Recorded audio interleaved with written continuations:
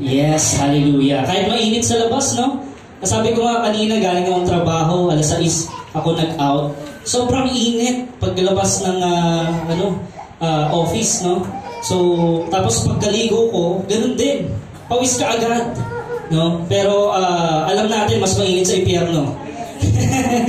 Alam mo natin yan, mas mainit sa impyerno. Yes, sinasabi po ng Biblia, no? So, ibig sabihin, dito pa lang ho, nararamdaman natin yung ganong init, hindi na natin kinakaya yung tagal pag nagtagal tayo doon, no? Pumunta tayo sa mga malalamig na lugar. Kaya nga po, napakabuti po ng Diyos dahil sabi sa Biblia, binibigyan niya ang lahat ng tao na tumalikod sa kasalanan yung chance, no? Na magsisi, magbalik loob sa tunay na Diyos, yung repentance, no? Yung change, yung talagang pagbabago. And the question, church, sino po ba ang willing na magbago? Amen. Yes. The next question is, kaya po ba nating baguhin ang ating sarili? Hindi po. Kaya po, lapit tayo sa Panginoon. Sabi mo sa katabi mo, lapit tayo sa Lord. Ayan, lapit tayo sa Lord. Kailan tayo na malapit sa Lord? Now na. Yes. Today, if you hear God's voice, do not delay. Diba? Today is the day of salvation. Ayan. Yun po ang pinapahayag sa atin ng Panginoon. Kaya devotion pa lang kanina, or sa opening prayer pa lang kanina, sobrang tunay na kumikilos na ang Diyos sa bawat isa sa atin. Handa na po ba tayo mga kapatid sa ating topic? Yes. Continue natin yung ating series. Ano yung ating series? The End Time Series. And yung ating title is The Rapture of the Church. No? Basahin ulit natin mga kapatid. The Rapture of the Church. Ayan. Sino po excited dito? Amen. Sa rapture, no? So, kasi maraming tao kapag sinabing rapture or yung darating na judgment day, no? Ang pagkaunawa ng maraming tao doon nakakatakot. No? Nakakatakot po. Totoo naman, merong aspect na nakakatakot. Nakakatakot ho yun sa mga talagang hindi kumilala at sumunod sa Diyos. Yun po ang sinasabi sa Biblia, no? Na yung puot ng Diyos ay ibubuhos dito sa lupa. No? Ngunit ngayong mga panahon na ito, tayo po ay nasa grace period or itinatawag na yung grasya ng Panginoon, yung salvation is available. No? And salvation is by grace through faith in the Lord Jesus Christ. No, at kanina, napasadahan po yung rapture na tinatawag at merong tinatawag din po sa Bible, no, na kasalang magaganap. Handa na po ba tayo sa kasalan? Yeah. Hindi yung kasalan nila si Lynn at Tibari, ha? Yung tatalakayin natin ngayon, yung kasalan. Ibang kasalan to. Amen. So, ang tatalakayin natin is the rapture of the church. Ayan. Believers in Jesus Christ. How many believers in Jesus Christ this morning? Hallelujah. So, believers in Jesus Christ are the bride of Christ. Tayo po ang mapapangasawa ng Panginoong Kristo. No? Pag sinabi pong may kasalan, ano po yung magaganap? Yes, merong handaan at merong pagkakaisang dibdib. Yes, tama po. Pagkakaisang dibdib o ibig sabihin mag-meet yung groom and yung bride. Amen? So, yung iba nga, napakahaba ng aisle, no? Parang ayaw pa magpakasal. Sobrang haba, parang mga kalahating kilometro bago po makapunta doon sa, doon sa groom, no? Pero, papasaan pa at ikakasal din.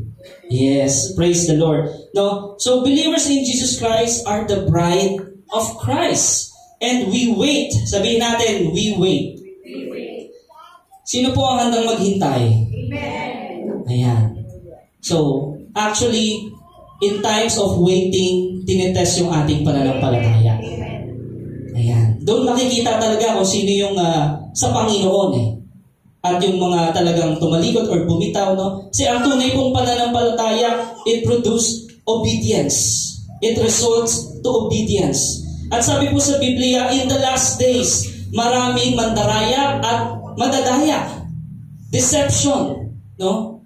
Ano po kaya sign na isang tao ay deceive? Kasi po, ang isang taong deceive, hindi naman niya alam na deceive siya. Tama? Yes. Pero ang sinyalis po, sabi sa Biblia, yung tinatawag na lawlessness or sin, ang isang taong nadaya, ibig sabihin na mabuhay na siya sa papabaya or ibig sabihin sa hindi pagsunod sa tunay na Diyos. Kahit narinig niya na yung katotohanan, yung salita ng Diyos, pero yung lifestyle niya ay hindi kalooban ng Diyos. Diba? Yung thinking niya, nagsisimula sa isip, hindi kalooban ng Diyos yung mga iniisip niya. Ano ba sabi ng Biblia? Whatever is noble, whatever is true, diba? Think about these things.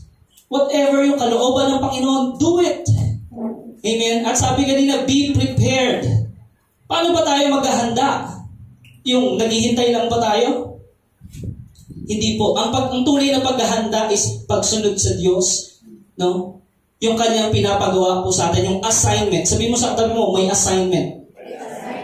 Yan. Kamusta yung assignment natin? Yan. Praise God, nakikita ko dumadami ang ating mga kabataan. No, and of course, nadagdagan din ng ating women's, no, diyan si Sister Raquel. Hallelujah. No? Because sabi din po sa Biblia, no, dadami rin ang mananampalataya sa last days. Amen. So mas marami ng mananampalataya ngayon kaysa 1,000 years ago. Tama? So we know that we are in the last days because the signs are here. Amen. Narito na yung mga senyales na nakikita natin. Rumors of wars, no? Yung pabigat ng pabigat ang buhay sa sanlibutan, no? Global warming, di ba? Sociological signs nandiyan na rin. Disasters nandiyan na rin. Pero ang sabi doon, it's just a warm up. No? Or bird pangs. Lalo na sa ating mga kananayan. Alam natin yun, di ba? Kapag yung bird pangs, yung malapit ng mga anak. Di ba? Nagkakaroon ng contraction. Di ba? Yung pain naroon. Pero, sabi doon, those are the signs of the second coming of the Lord Jesus Christ. Basahin po natin Revelation 22 verse 20. Sinasabi ng nagpapatotoo sa Kanya, sa lahat ng ito, tiyak na nga, darating na ako. Amen. Dumating ka na nawa, Panginoong Isus. Amen. So, ang sabi po, isinulat ni Apostle John, tiyak na nga. Pag sinabing tiyak na nga, ano yung word kanina? Assurance. No? 101% sure na it's a certainty that the Lord Jesus Christ will come back again. Amen? Darating na ako, sabi ng Panginoon. Sabi doon, Amen. Dumating ka na nawa, Panginoong Jesus. Amen. At yung tayo nga po, yung bride of Christ, when we will be united with our bridegroom, until then, we remain faithful to Him and say, with all the redeemed of the Lord, ang lahat ng tinubos ng Panginoon, sabihin natin, come Lord Jesus, come. Come Lord Jesus, come. Ayan. No? So, yun yung sa Tagalog, binasa natin eh. Dumating ka nawa, Panginoong Jesus. Amen. Come, Lord Jesus. Yun po eh. Paano po natin mapapabilis ang pagbabalik ng Panginoong Hesukristo? Ano pong sabi sa Biblia? The gospel shall be preached throughout the world, and the end shall come. No? Ano pong pinagkaiba 100 years ago sa ating panahon ngayon? Meron ng television, meron ng internet, at dumarami na ang mga missionaries. Amen? So, ibig sabihin, napipreach na po ba ang gospel throughout the earth? Yes. Napipreach na, no? Pero hindi pa lahat ng sulok. Pero majority of the world ay naririnig na ang mensahe patungkol sa gospel. Amen? The 7 continents, di ba, nakarating na ang Biblia doon. Even in Middle East, no? Na pinagbabawal yung Biblia, nakapasok na through internet. So, ibig sabihin, we are in the last days of the last days, mga kapatid. The imagery and symbolism of marriage is applied to Christ and the body of believers. Pag sinabi pong church, hindi po yung building. Ano yung church? We are the church. Ecclesia. No? Call out body. Yun po yung sinasabi sa Biblia. We are the church, not the building. No? We are believers of Christ. We are the bride of Christ. At ang church ang pakakasalan ng Panginoong Kristo sa muli niyang pagbabalik. Yun yung kukunin. Yun yung sinatawag na caught up in the air. Yung rapture. No? Yun po yung tinutukoy doon. The church is comprised of those who have trusted. Yung nagtitiwala sa Diyos. Sino mga nagtitiwala sa Diyos dito? Amen. Yes. Kaya mga kapatid, tayo yung mga may problema na minsan pilit natin kinokontrol. No? Pilit natin nire-resolve sa ganang ating sarili. Nalilimutan natin that God is in control. No? Pinapaalala sa atin ng salita ng Diyos, anak, no, nabibigatan ka ba?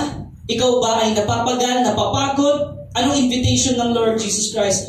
Come to me, those who are weary and heavily laden, and I will give you rest. Sa tuwing kailan tayo na malapit sa Panginoon? No? Pag sobrang bigat na, malala na yung sitwasyon. No? Pero alam niyo ba, ang nais ng Panginoon, hindi tayo mahirapan? Yes. Actually, ayaw niya tayo talaga yung dumating doon sa punto na malala na. Kasi nandyan nga po available yung grasya ng Panginoon. Pero minsan, inaalaw yun ng Lord sa atin for us to realize that we are not God. Na-realize ba natin yun? We are not God. Ang makakapag-ayos lang talaga ng buhay natin ay walang iba kundi ang Diyos. Ang makakapag-ayos lang talaga ng pamilya natin, walang iba kundi ang Diyos. It's all by His grace. And what is our part? Obedience. Walk by faith. No? Tuloy ka lang. No? Sa paglilingkod sa Panginoon. Whatever happens in your surroundings, tuloy ka lang. Whatever trials. No? Kaya nga, sabi ng Apostle Paul, these words of encouragement, the rapture, no? Anytime it can happen, panghawakan po natin ang pangako ng Diyos. Basahin natin Ephesians chapter 5, 25 to 27. Mga lalaki, sabi doon, mahalin ninyo ang inyong asawa na gaya ng pagmamahal ni Kristo sa iglesia. Inihandog niya ang kanyang buhay para sa iglesia upang ialay ito sa Diyos matapos linisin sa pamamagitan ng paghuhugas ng tubig at sa salita. Ginawa niya ito upang ang iglesia ay maiharap niya sa kanyang sarili na nasa kagandahan nito. Walang anumang dungis, ni kulubot man, banal at walang anumang kapintasan. Amen. So, it's perfect po talaga. Bakit to? Tinubos. Kaya ba naging perfect yung church dahil doon sa mga taga-church? No. Hindi. Dahil yun ay tinubos na ng Panginoon. Amen. No? Kaya it's perfect. If you're part of the church or the body of Christ, no, makakasama ka doon sa kasalan na yun. Diba?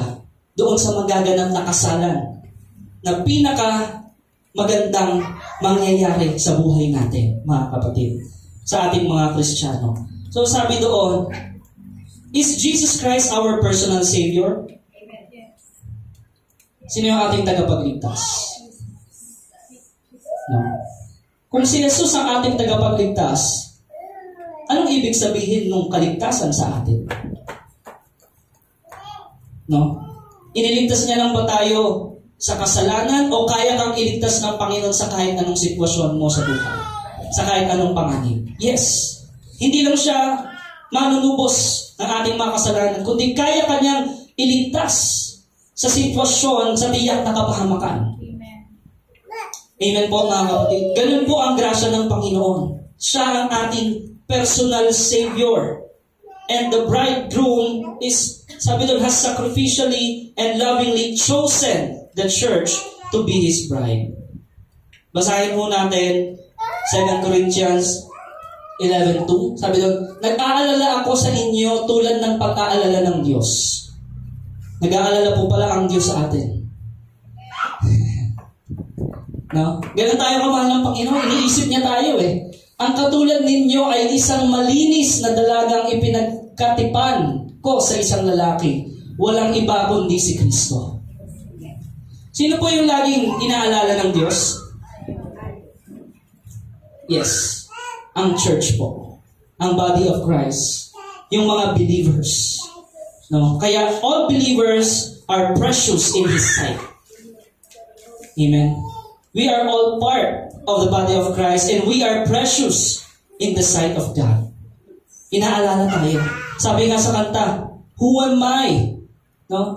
That you are mindful of me. Lord, sino ako? Bakit mo ako laging inaalala? Ibig sabihin, ganun tayo kahalaga sa Diyos.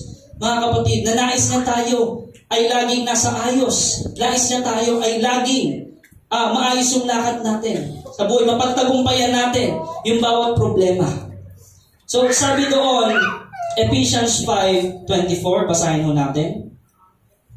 Kung paanong nasasakop ni Kristo ang iglesia, gayon din naman ang mga babae ay dapat pasakop ng lubusan sa kanilang sariling asawa. So, meron po ditong design ng pamilya.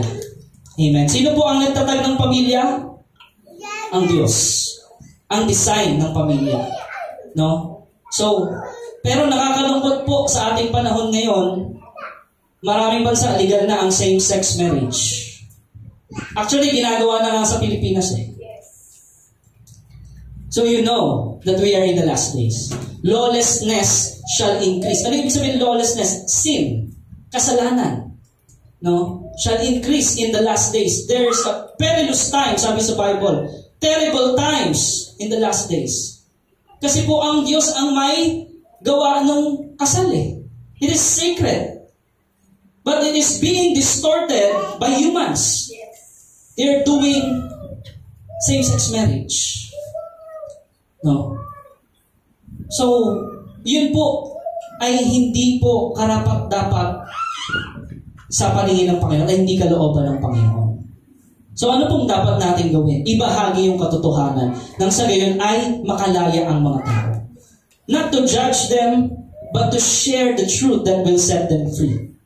That to share the truth that God loves them, God has a better plans for them, God has the best interest para sa atin. No? So, sino dito yung gustong maabot yung the best version of himself? Yes. Yung potential mo talagang lumabas, yung kalooban ng Diyos talagang lumabas sa iyo, maisabuhay mo. Yes. Sabi doon, remain faithful. Maging tapat tayo sa Diyos. No? Paano ho tayo dapat maging tapat sa Panginoon? We always confess to God. We always talk to God. Ano ibig sabihin nun? Prayer. Amen? Our devotion. Huwag po natin kaliligtaan. No? Napakahalaga ho yan. Yung devotion. No? So, dapat po araw-araw nating binubulay-bulay ang salita ng Diyos. No? Hindi po sasabihin natin, busy tayo or what. No? Because busy it's not important to you. Importante po ba ang salita ng Diyos? Alam niyo, kapag presidente yung nagsasalita, habang sasalita yung presidente, lahat nakatayo. No? How much more dapat sa paggalang natin sa salita ng Diyos? No? Mas dapat yun yung ating final authority sa buhay natin. No? So, kaya mga kabataan, no? Sa pag-aasawa, dapat ayon sa kalooban ng Diyos. Amen. Ano ba ang kalooban ng Diyos? Na magkaroon ng pamilya. No? Pamilyang Kristiyano. Amen. Hindi yung tatanong mo, Pastor, ano po bang pipiliin ko? Yung matangkad, yung maputi, o yung mayaman? Anong pipiliin mo? Yan. Ang sagot ng pastor, lahat ba yan nakakilala sa Panginoong Jesucristo? Kung lahat yan nakakilala sa Panginoong Jesucristo, kahit sino dyan, pwede. Diba? Hindi mo na iisipin kung ayun ba ay matangkad, dapat matangkad, Panginoon, maputi. No. Ang pinakaunang tanong, meron po bang relasyon yan sa Panginoon? Amen. Bakit po? I came from a broken family. No, maraming bahay ngayon o tahanan, it's broken. Bakit? Because Jesus is not the center. No? Sino ba ang sentro dapat ng kasal or ng marriage? Jesus. Sino ang sentro dapat ng pamilya? Anong sistema o disiplina ang pinapairal sa pamilya? Salita ng Diyos. No? Hindi kung ano yung narinig mo sa sanlibutan o kung ano yung pattern of this world. Dapat po malaman natin kung anong kalooban ng Panginoon. At sabi sa Biblia, ang kalooban ng Panginoon, He is good and perfect will. Ang kalooban pala ng Panginoon ay mabuti. Ayaw pala ng Panginoon na maghirap ka. Ayaw ng Panginoon yun. No? Kasi minsan, akala natin lahat atake ng dyablo eh. Ay, kaya ako nanghihirap kasi atake ng dyablo. Hindi natin naiisip na dahil yon sa mga desisyon natin at mga choices natin, that is the result of your choices in life. Kaya, ganoon ang sitwasyon. No? Minsan, yun lagi ang katwiran kahit mga Kristyano, atake ng dyablo, atake ng dyablo. Hindi ho lahat atake ng dyablo. No? Minsan, dahil yun sa desisyon mo, kaya nangyayari yan sa iyo. Bakit? Nabasa natin eh, do not conform to the pattern of this world. Eh, yung desisyon mo nakakonforme sa mundo. O, hindi ka looban ng Panginoon. Kaya ang resulta, consequences. Amen? Anong sabi doon? Romans 12:2, do not any longer conform to the pattern of this world, but be transformed sa pagbabago ng isip, for you to know what is good and perfect will of God. Ano po ang kalooban ng Diyos? Mabuti. Mahal po tayo ng Diyos? No doubt, yes. Pero bakit nagkakaganito ang buhay ng tao? Many broken families. No? Broken relationship. Yung relasyon ng magulang sa anak, there's a gap. No? Bakit ho? Because of our decision. Amen. So, sa kabila noon, mga kapatid, mahal pa rin tayo ng Diyos at gumagawa pa rin ang Panginoon ng paraan para tayo ay maisayos. Amen. Ganun ho tayo kamahalan. Ganun po yung grasya ng Panginoon. Kaya po, huwag natin sasabihin doon sa mga parang salot sa lipunan na wala na silang pag-asa. Meron po yun. Because of the grace of God. Yung mga adik, may pag-asa po yun. No? Broken families, may pag-asa po yun. At huwag natin gagawin excuses na kaya ako masamang tao dahil broken family kami. No. Sometimes it's your choice. Kaya ka suwail, kaya ka masama ang ugali mo, hindi dahil broken family kayo, because it's your choice. There are a lot of broken families pero naayos. Bakit? Nagpasakop sa Diyos. Do not any longer conform to the pattern of this world. Magbago ng pag-iisip. Paano baguhin yung isip mo? Sa pamamagitan ng salita ng Diyos. Amen. Trust in the Lord Jesus Christ. When you say Jesus is your personal Savior, ililigtas ka niya sa lahat ng sitwasyon ng buhay mo na hindi ka nais-nais. At matupad sa buhay mo yung pangako niya. Ano yung pangako ng Diyos? Buhay na masagana at kasiyasiya. No? At ang pangako ng Panginoon, hindi ibubuhos ang puot ng Diyos sa iglesia. Because there will be a rapture. Bakit po dapat malaman natin yung sequence, yung pagkasunod-sunod? Napakahalaga. Because you need encouragement. Everybody needs encouragement. No? Kaya sabi ng Panginoon, don't be discouraged. I am with you wherever you go. Kay Joshua pa lang sinabi niya, be strong and courageous, for I am with you. Kahit maraming komento sa paligid mo na nakaka-discourage, focus on Jesus. Do not conform to the pattern of this world. Amen. So, tuloy-tuloy lang sa paglilingkod sa Panginoon. Kahit napapansin mo, di ba? Kayo lang sa Bible study. Bakit nagba-Bible study pa kayo? Tuloy-tuloy lang sa Panginoon. No? Being a Christian is not walk in the park. It's all about endurance. Ano ibig sabihin ng endurance? Persevere. Amen. Pagtsatsaga sa Panginoon. Amen. Pag nagtanim ka ba ngayon, aani ka na agad? Hindi. One of the primary principle of the Bible is sowing and reaping. Kung ano yung tinanim mo, aanihin mo yan. Kung masama yung tinanim mo ng nakaraan, aanihin mo yan. Amen. Kaya po, tinuturo ng Biblia, sa pagpapamilya pa lang, sa pagpapalaki pa lang ng mga anak, magtanim ka na ng maganda para umani ng maayos na pamumuhay.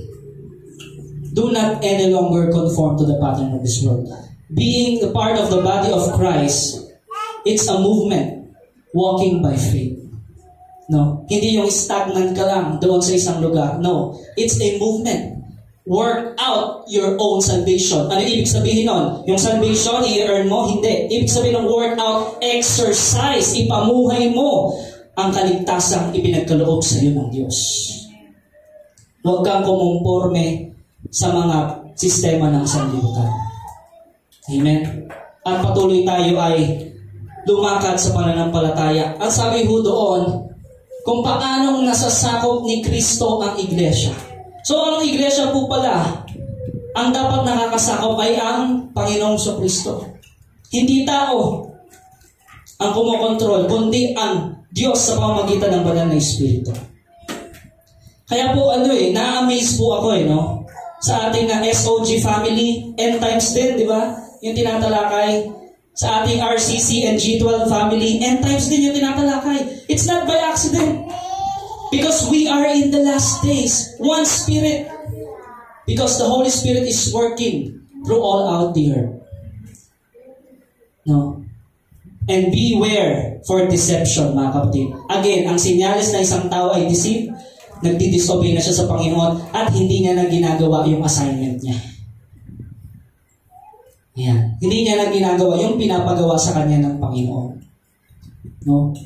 So, the question, church, are you doing your assignment for God? Amen.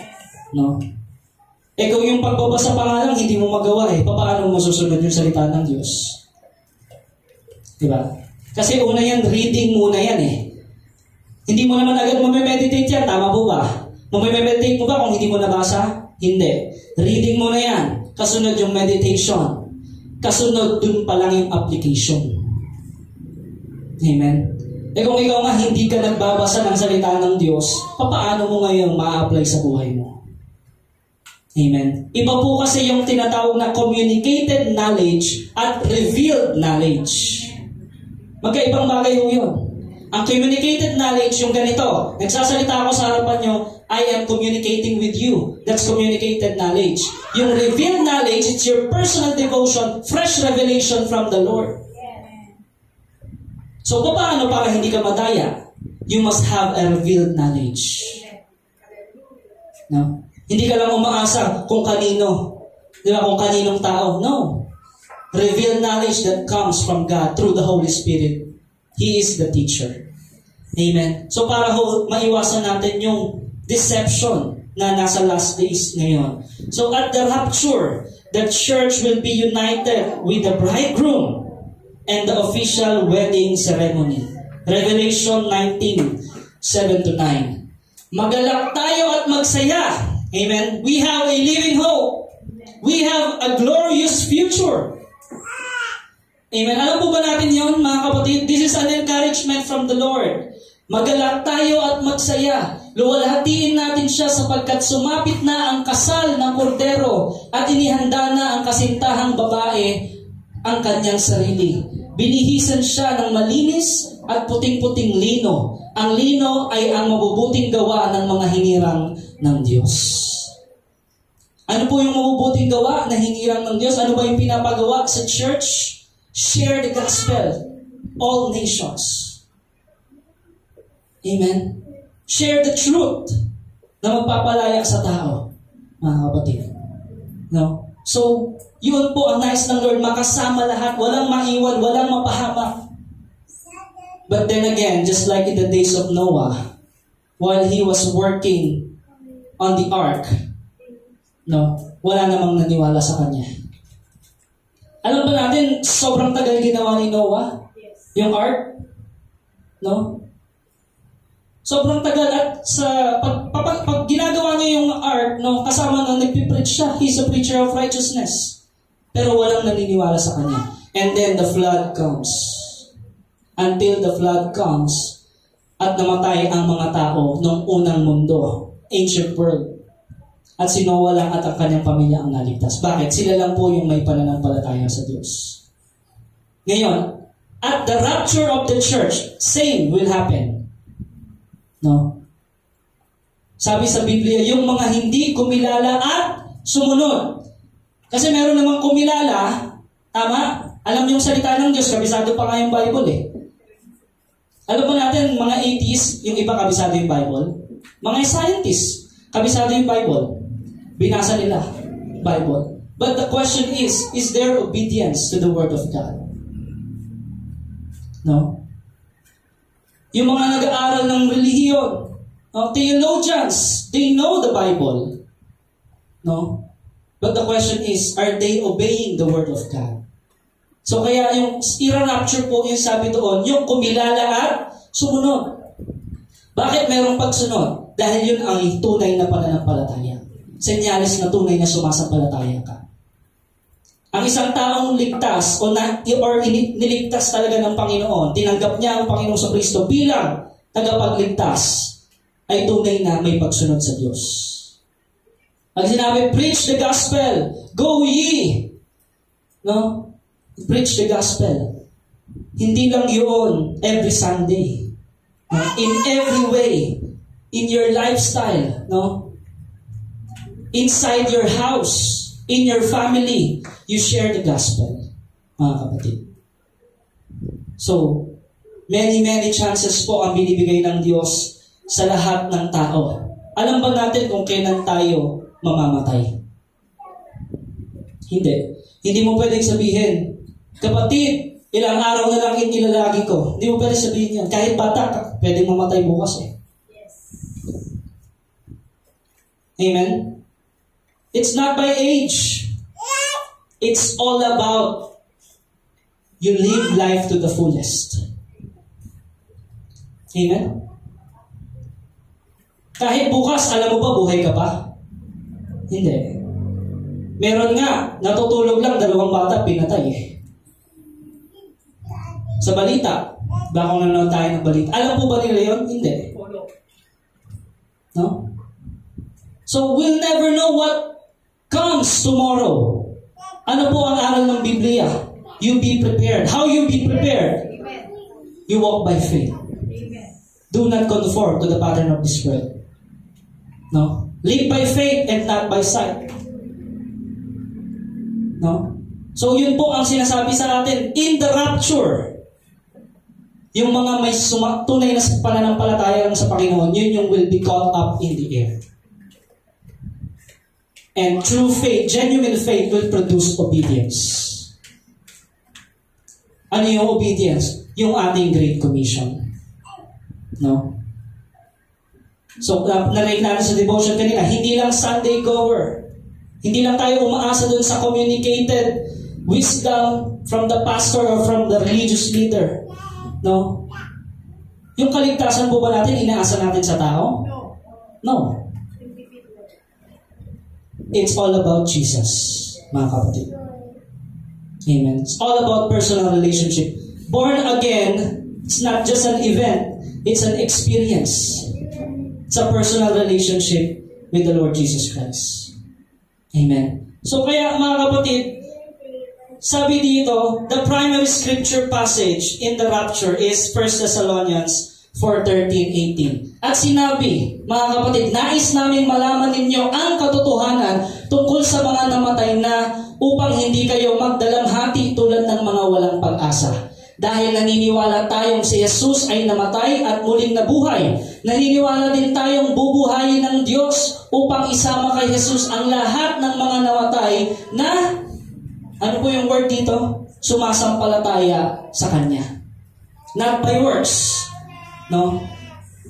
Not by works. Kahit dekada-dekada ka na sa ministry, kung hindi talaga totoo ang pananampalataya mo, makakasama ka po ba? Hindi po. Yun po sa binasa natin. Sumasampalataya sa Kanya. Those who trust in the Lord Jesus Christ, yung kanilang buhay ay sa Panginoon. Yun po yung sumasampalataya. It produces obedience. Next verse. Ito ang tinuturo ng Panginoon na sinasabi namin sa inyo. Tayong mga nabubuhay at natitira pa hanggang sa pagparito ng Panginoon ay hindi mauuna sa mga namatay na. So, meron na po bang tao doon sa tinatawag na new heaven and earth? May tao na ba doon? Wala pa. So, ano po yung paniniwalang dapat nating i-erase sa isip natin? Diba yung ibang mga kapatid nating Pilipino, sabi doon, Lolo, gabayan niyo po kami. Lola, gabayan niyo po kami. Tito, tita, gabayan niyo po kami. Tama po bang ituro natin yun sa ating mga kabataan? Diba? Lolo Pedro, pangalan po ng lolo ko Pedro, gabayan mo ka. Lola Pine, gabayan mo po kami. Tama po ba yun? Padre Pio, gabayan mo po kami.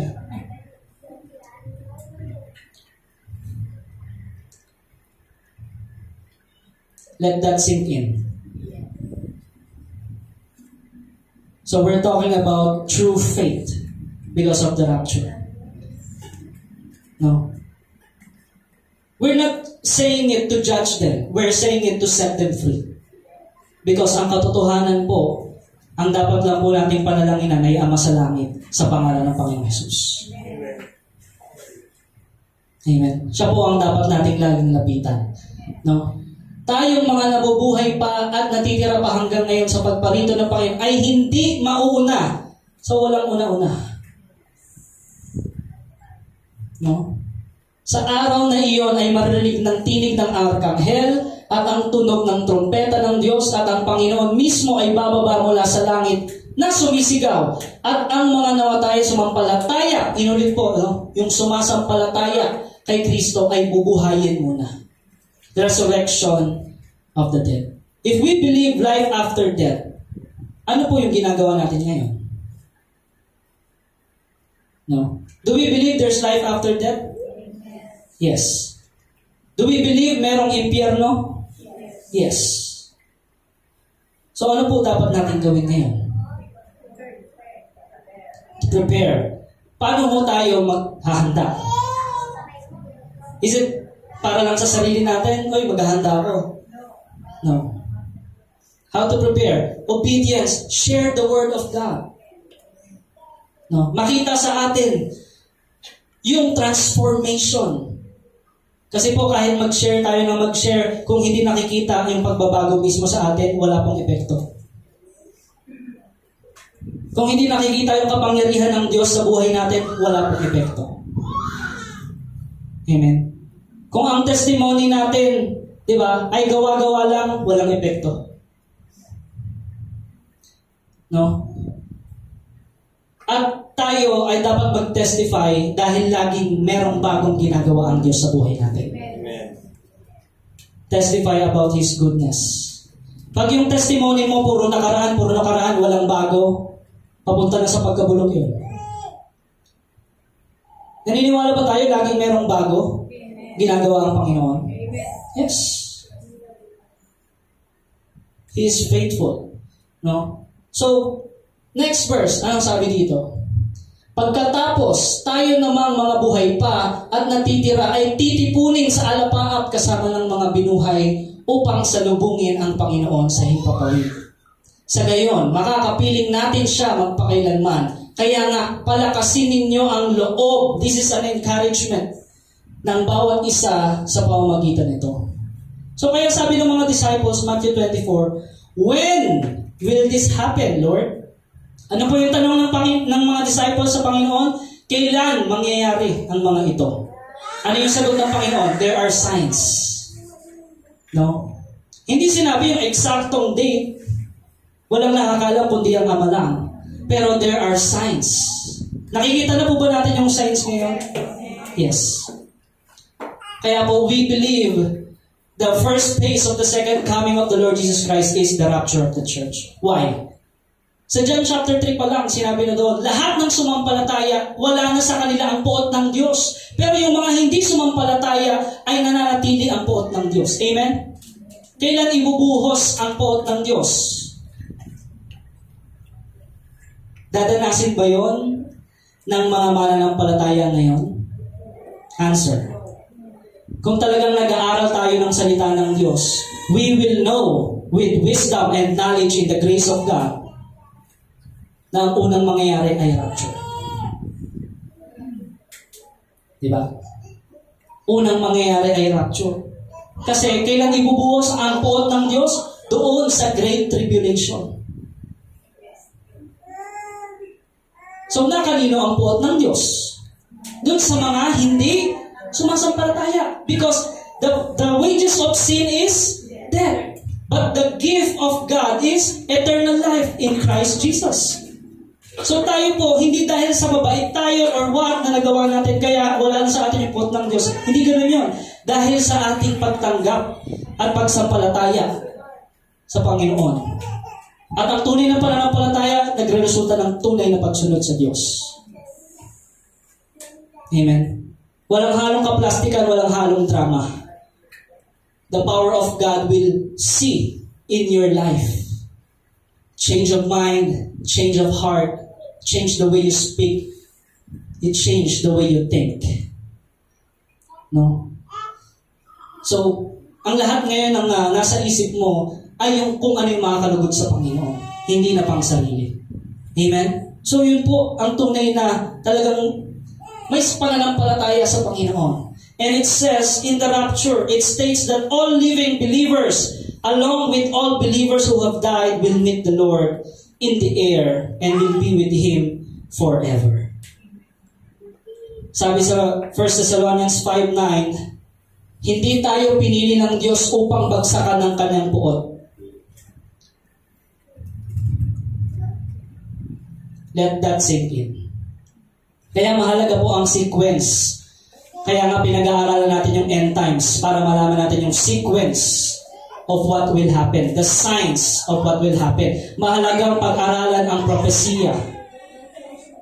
No? At mahalaga itong maunawaan. Amen? Ang hermeneutics po, hindi lang yan para sa mga pastor. Para yan sa lahat ng mga believers. Ano yung hermeneutics? No? Pag-aaral kung ano yung science ng Bible. Amen? Lahat yan ang nais ng Panginoon, magkaroon tayo ng pangunawa at hindi tayo umaasa, no, sa ganang ating sarili. No? So, hindi tayo pinili ng Diyos upang bagsakan ang Kanyang puot, kundi upang iligtas sa pamamagitan ng ating Panginoong Kristo. Sino po ang tagapagligtas? Panginoong Kristo lang po. Wala na pong iba. Kasi siya lamang po ang qualified. Amen. Pwede sabihin ng ibang tao, hindi ko naman ginustong iligtas ako Kaya ko naman yung sarili ko Kapatid, sabihin ko sa iyo, hindi ka qualified. Walang qualified. Lahat ay nagkasala. Sino na yung qualified? Ang Panginoong Kristo. Diyos na nagkatawang tao. Amen. So, kaya napakahalaga po na yung pananampalataya natin nakatuon lang sa Panginoong Kristo. The Revelation, the book of Revelation, which reveals primarily the time period of the tribulation, is a prophetic message of how God will pour out His wrath. Kailan po? Sa Great Tribulation. At sabi sa binasa natin, hindi tayo pinili ng Diyos para bagsakan ng Kanyang puot. That's why there's the rapture of the church. Amen? Kaya merong snatches away, caught up in the air. Kasi hindi na dadanasin ng mga believers yung Great Tribulation po na sinasabi. No? So, we are in the grace period. Amen po? Sa Great Tribulation, hindi na po grace period yung doon. No? Kasi yung Antichrist na po, yung kumokontrol sa sanlibutan ng mga panahon na yun. So, kaya po ang sabi, the fact that God promises to deliver Christians from wrath shortly after promising to remove His people from the earth, no, Revelation 3:10. Sapagkat tinupad mo ang aking utos na magtiis, iingatan naman kita sa panahon ng pagsubok na darating sa lahat ng tao sa buong daigdig. Ulitin ko po. Sapagkat tinupad mo, ibig sabihin sa pananampalataya, nag-produce ng pagtitiis at pagsunod sa Diyos, iingatan naman kita sa panahon ng pagsubok na darating sa lahat ng tao sa buong daigdig. Ano po yung sinasabi dito? The hour of trial sa English. Yung Great Tribulation. Iingatan kita because God will rapture the church. At hindi babagsakan ng puot ng Diyos. No? So, kailan po mangyayari ang rapture?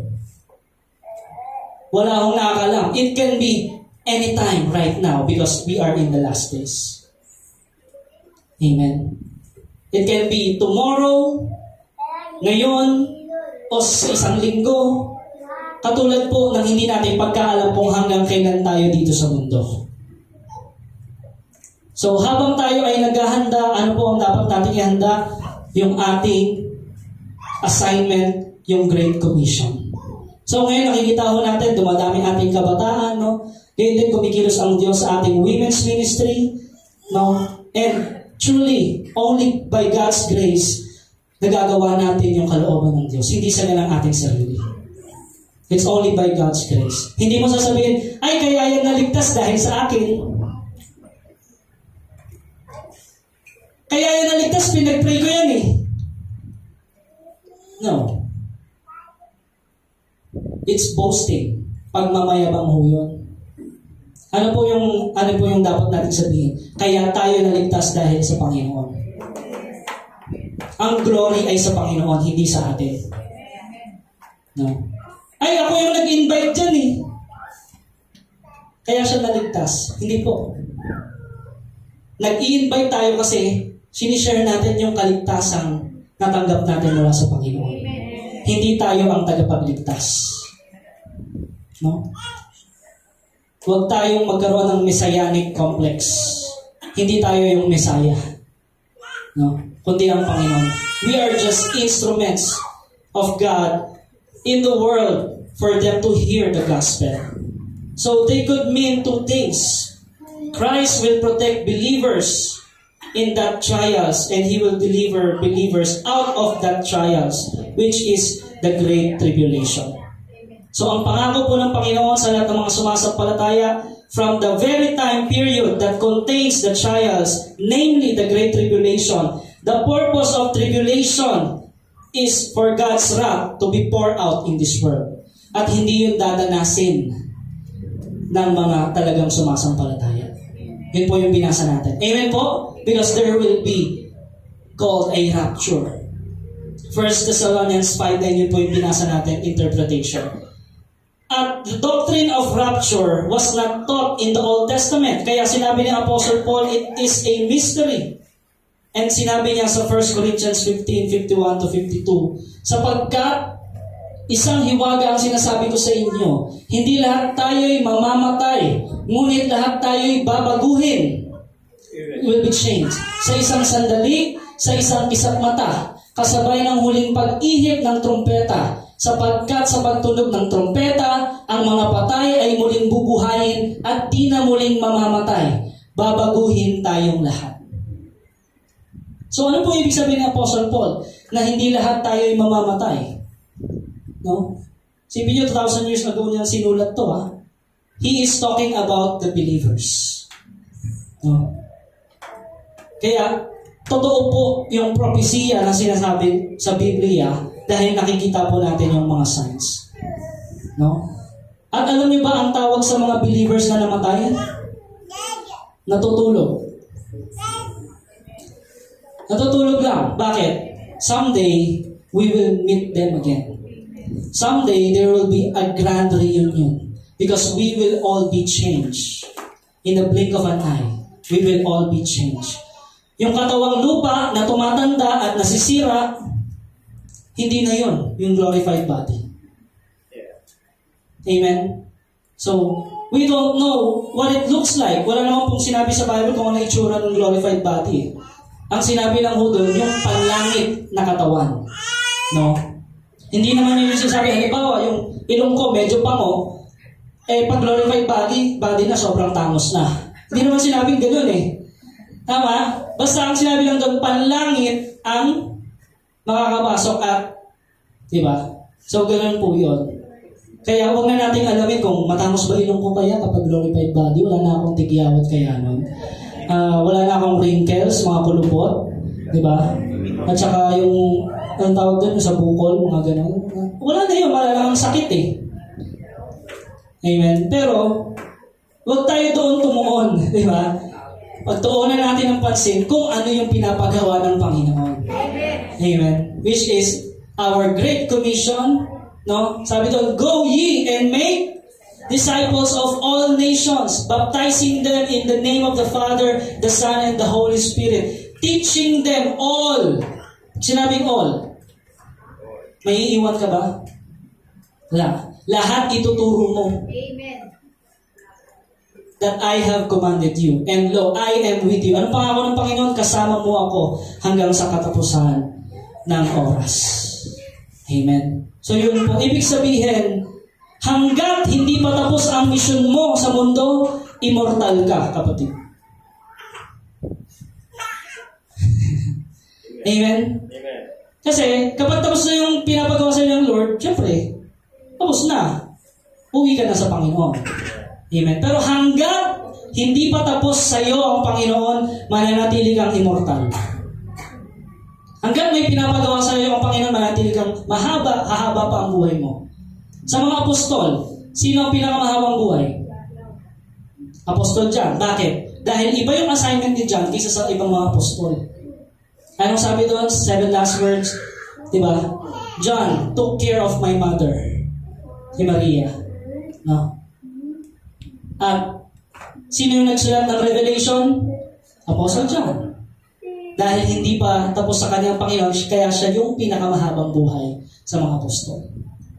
Amen? So hanggat hindi pa natatapos ang pinapagawa sa iyo ng Panginoon, mananatili kang buhay sa laman. No? Si Jonas nga gusto niya lang mamatay Namatay ba siya? Tumalon, di ba siya? Actually, it's a suicide Kasi alam niya, di ba? Siya yung yung salarin, kaya nagkakaganon yung barko. Sabi niya, itapon niyo na lang ako. Mamatay na lang ako para tumigil na to. Di ba? Pero namatay ba siya? Hindi. Kasi meron pang pinapagawa sa kanya yung Panginoon. Kapatid, alam mo, pag buhay ka pa, may pinapagawa pa sa iyo, Lord. Hanggat humihinga ka pa. Actually, kahit nga yung iba, nasa banig na ng karamdaman, meron pa rin binapa-assignment ng Panginoon. Meron isang instance, ganun po Isang mananampalataya, nasa banig na ng karamdaman. At nag-share siya ng gospel nung nalaman niyang may cancer siya. No? At maraming nakakilala sa mga mahal niya sa buhay dahil doon sa sitwasyon na yun. And after that, he died. Bakit? Tapos na yung kanyang mission. So ano po ang dalangin natin mga kapatid? Makasama yung ating pamilya, yung mga mahal natin sa buhay, makakilala sa Panginoon. Patuloy po natin silang ipanalangin. At meron po tayong Bible study every Wednesday. Kung meron po tayong pagkakataon ma-invite sila, invite po natin. Amen? At meron tayong live class na ginagawa dito sa DOCGM. Kung meron po tayo talagang heart for the Lord to share the gospel, mag-i-invite po tayo. Amen? Sa mga devotion natin, never stop inviting them in the Word of God. Kaya po, yun po ang ating assignment, mga kapatid. So, ulitin lang po natin, hindi lahat mamamatay, ngunit lahat tayo ay babaguhin. Yung mga mananampalataya. The rapture of the church is a glorious event we should all be longing for. So ano po yung dapat nating pinakahihintay? The rapture of the church. Ang World War III po, mga kapatid, possible mangyari sa panahon natin ngayon. Amen? World War III, possible. mangyari sa panahon natin ngayon.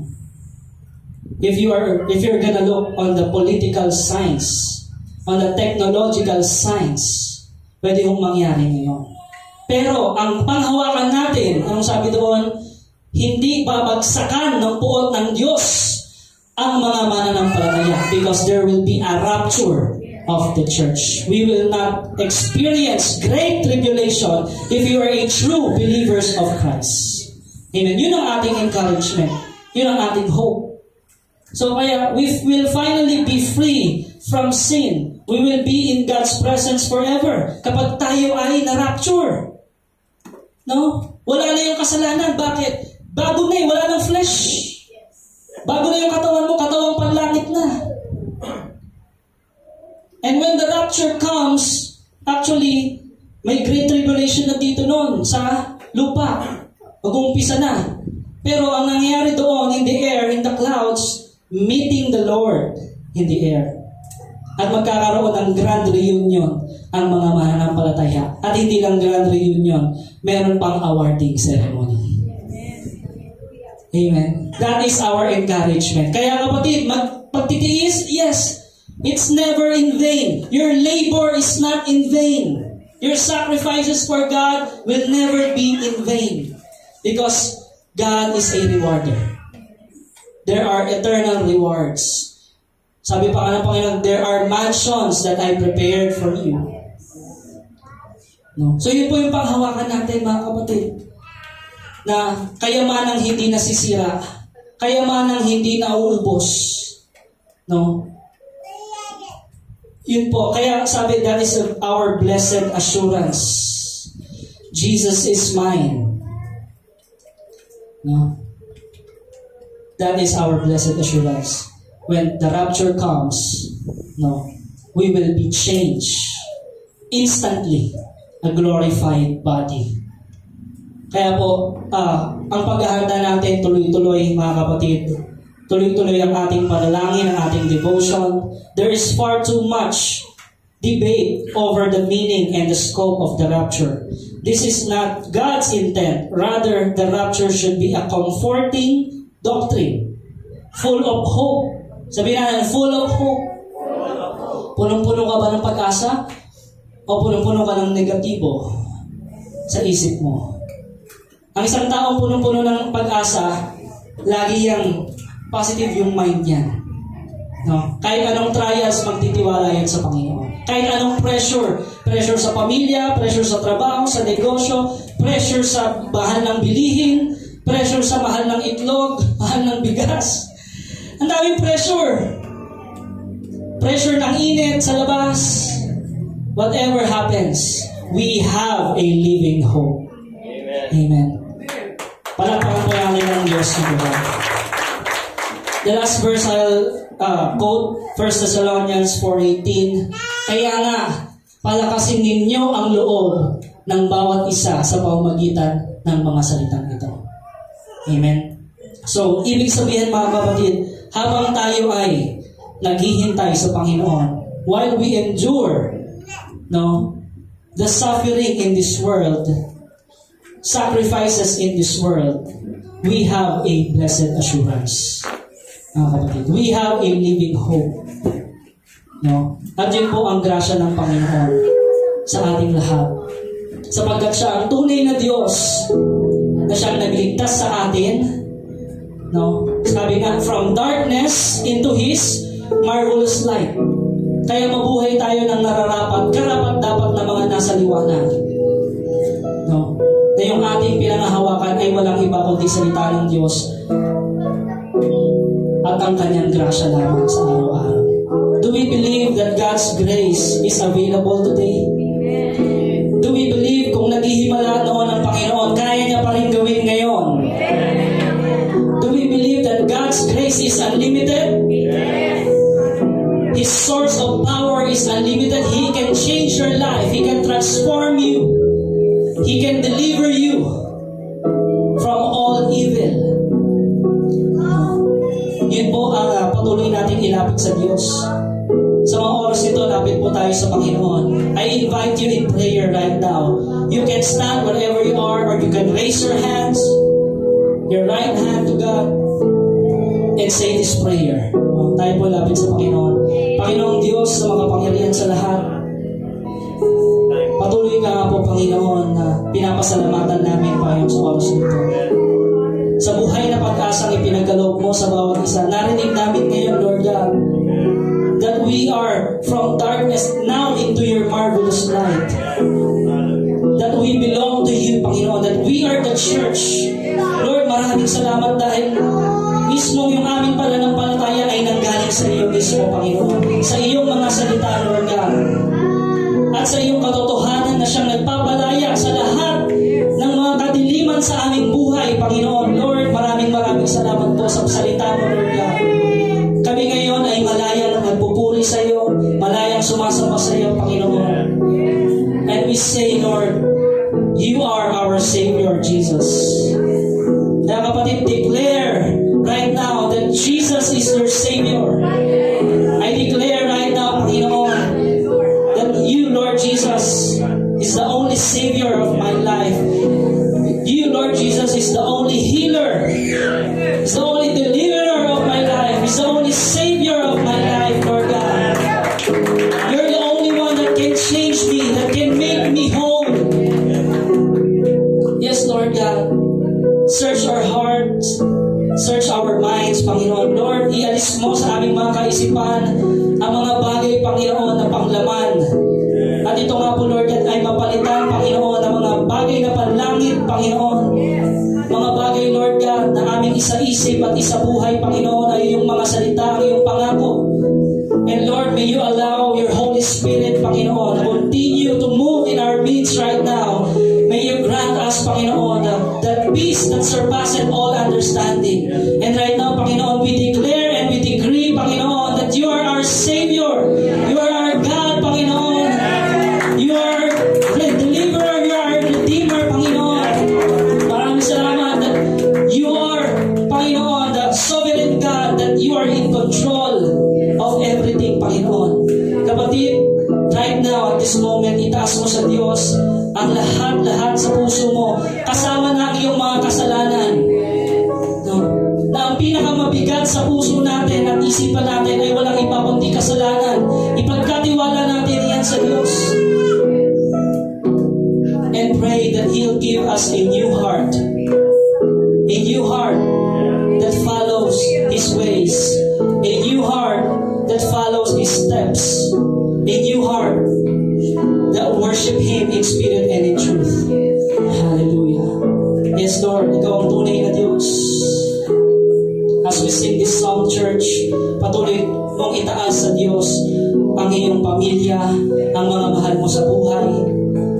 Merong ini-impress sa puso mo ngayon ang banal na Espiritu na ipanalangin mo sa mga oras na ito. Right now, lift them up to God. Point them to Jesus. Hallelujah. Let's worship Him.